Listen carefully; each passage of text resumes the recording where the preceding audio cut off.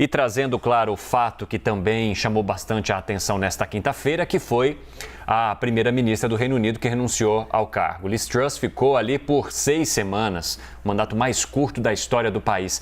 A gente vai receber aqui, então, o Leonardo Trevisan, que é professor de Relações Internacionais da ESPM. Professor, muito bem-vindo, prazer falar contigo. Eu queria saber se Liz Truss tinha outra saída, a não ser renunciar. Boa pergunta. Não tinha saída, né? Essa é a pergunta. Bom dia, Evandro, bom dia, Marcela, bom dia a todos que nos escutam, né? De fato, né? Ela ficou como talvez a primeira-ministra, ela vai ficar na história, né? Porque ela ficou como a primeira-ministra mais curta que a Inglaterra já teve. Foram apenas 44 dias, se você não contar a renúncia, porque como ela renunciou, logo cedo não conta como efetivo, né? Então, 44 dias. É evidente que qual é a razão fundamental dessa renúncia, né? Veja bem, digamos que ela se comportou de uma forma, primeira-ministra, sem observar muito a realidade de fato que vivem os ingleses. Vamos lá, né? O que é que ela fez? Qual foi o motivo fundamental da renúncia? Ela propôs um corte de impostos exatamente para os mais ricos, um corte de impostos bem grande, de 45% para 25%, e esse corte de impostos, quando a Inglaterra inteira está sofrendo um processo inflacionário que anteontem o Banco Central avisou que é de 10,5% acumulado de 12 meses. Leia-se, 3 dígitos, a primeira vez em 45 anos. Numa realidade como essa, em que a energia sobe do jeito que sobe, em que alguns postos na Inglaterra têm problema com gasolina, perdeu preço, numa realidade como essa, você cortar impostos, e quem foi que chamou mais a atenção? Não foi nem a política, não foram os políticos que puxaram a orelha da primeira-ministra. Quem puxou a orelha da primeira-ministra foi o mercado financeiro, que derrubou as ações e encostou os títulos ingleses lá em cima. O Banco Central inglês precisou gastar bastante libra para segurar o mercado e acalmar todo mundo. É neste contexto, vamos dizer desta forma, com este erro do ex-ministro das Finanças, que ela ficou meio que, para usar uma expressão bem nossa, sem chão, né? Por quê? Mesmo demitindo o ministro das Finanças, ficou a imagem de uma certa distância com a realidade social inglesa. Custou o cargo dela. Será muito difícil, de alguma forma, que ela era muito difícil e era meio que uma crônica anunciada de que ela teria mesmo que renunciar.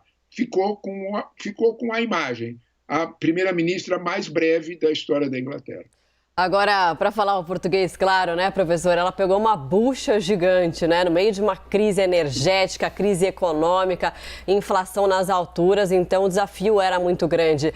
Como que ela conseguiu ser eleita dentro do próprio Partido Conservador, né, porque é assim que funciona lá no Parlamento Britânico. Como que ela conseguiu ser eleita, sendo que ela já tinha divulgado parte das propostas dela? Olha, eu acredito, sabe, Marcela, que de alguma forma nem os Tories, os conservadores, acreditavam que ela fosse tão fiel aos seus princípios. Porque, veja bem, né? Você fez a pergunta certinha, né? O que aconteceu, né? Olha que bucha que ela pegou. No momento que ela pega uma bucha desse tamanho, ela tem um ídolo, né? Ela tem alguém que ela venera, que é Margaret Thatcher. Só que Margaret Thatcher foi primeira-ministra em 1979, outro contexto do mundo, outra realidade completamente diferente, com um outro ânimo nos ingleses. Os ingleses tinham um ânimo em 1979, início de 80, de livre mercado. Hoje os ingleses têm medo da inflação, são coisas diferentes, né? Ela não compreendeu bem, ela imaginou que dava para exercer a mesma receita. Mas a tua pergunta é interessante quando você diz como que ela chegou a primeiro-ministro. Esse é o ponto. Ela chegou a primeiro-ministro quase que, vamos ser justos, por exclusão. Porque, de alguma forma, o verdadeiro primeiro-ministro que os Tories gostam era o Boris Johnson, que tinha sido pego, vamos usar, vai lá que nós estamos brincando com as palavras nossas, com a boca na botija, como dizia minha velha avó, né? Fazendo festa, né? Ele fez uma festa na hora errada, no dia errado, quando todos os ingleses estavam proibidos até de se encontrarem, até em família. Ele fez uma festa com 50, 60 pessoas na casa do primeiro-ministro. E depois mentiu que não tinha feito a festa, né? Sabe o que é pior? O pior de tudo é que agora, no novo processo para primeiro-ministro, porque será igualzinho, né? Vejam bem, a Inglaterra tem 60 milhões de habitantes, quem vai decidir de verdade quem é o próximo primeiro-ministro e conservador são 160 mil inscritos no Partido Conservador. É assim, a Inglaterra é assim. O problema central é que hoje esses conservadores que vão votar, nas pesquisas, indicam 38% deles que querem a volta do Boris Johnson. Meu Deus do céu, vai ficar difícil, né? Porque o resto da Inglaterra, que não são esses 160 mil, pensam um pouquinho diferente. Eles se sentiram enganados, né? Em outras palavras, sabe, Marcela, os Tories estão numa situação muito difícil, porque o que está ali na frente deles ameaçando é a convocação de eleições gerais, sem a gente esquecer que aqueles que perdem a disputa para primeiro-ministro é tradicional na história inglesa, política. Eles aderem ao partido da oposição e derrubam o governo fazendo eleições gerais. Em outras palavras, o tempo vai ficar quente na Inglaterra por mais algum tempo. Pois é, né? O nosso analista sênior, Américo Martins, conversava sobre isso conosco agora há pouco e dizia, né, que o grande temor do Partido Conservador para se abrir em eleições gerais era de que o Partido dos Trabalhadores fosse eleito à oposição. E, professor, eu queria saber do senhor também o que esse novo ministro ele vai enfrentar em termos do que foi deixado pelo anterior, quando a gente fala do próprio Brexit, por exemplo, e também quais os movimentos o senhor enxerga a partir dessa inflação que a gente está vendo e dessa tensão entre Ucrânia e Rússia, que não tem data para acabar e que pode cada vez mais prejudicar a Europa como um todo, inclusive o Reino Unido. Essa é a questão, Pedro, né?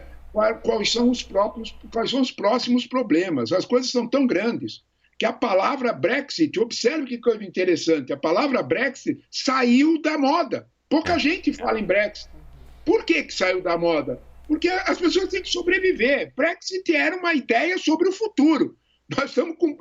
Ninguém imaginou, quando votou o Brexit, né, que ia ter pandemia e muito menos que eles iam brigar eles não brigaram com o Putin, eles brigaram com o gás russo, são coisas diferentes, né? Brigar com o gás russo quer dizer ter que pagar muito mais caro pelo gás, é esse o ponto.